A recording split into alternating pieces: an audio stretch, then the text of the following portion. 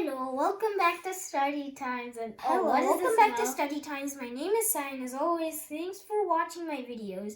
I know it's been like a few months since I've actually done a video, so I'm actually going to be uploading one more, practically. So yeah, so thanks for coming to here, and let's get started with the video. For this experiment, you'll need something that can actually sustain these things, and then you need honey. You also need detergent, water, oil, and last but not least, rubbing alcohol.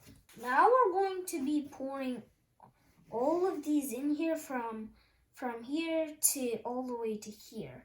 Now we're going to be pouring dish soap. We're going to be adding the colored water. Now that I have added 3 of the layers, honey, detergent. Now that I added 3 of the layers, honey, dish soap, and colored water, now I'm going to actually add the oil. Now I'm going to add the rubbing alcohol after we are in our final layer. This is honey, this is dish soap, this is colored water, this is oil, and finally this is rubbing alcohol.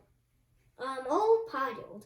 Even if you put all of these in random order, you could, it would still result in the same exact way.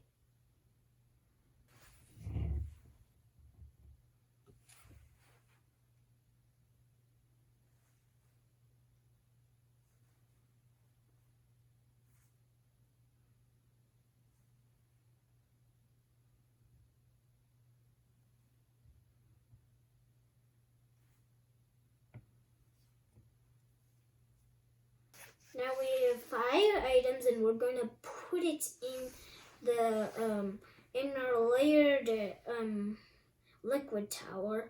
So now here are the 5 items: a penny, a bolt, a sponge, a raisin, and last but not least, a cap.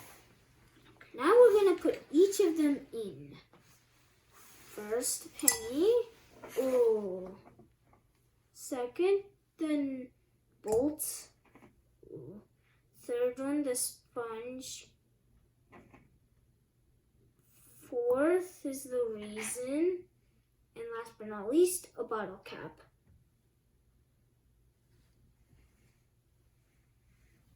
Now, as you can see, the results were the bottle cap was above the rubbing alcohol. Meanwhile, the sponge was in between the rubbing alcohol, between the beginning of the rubbing alcohol to the end of the rubbing alcohol volume.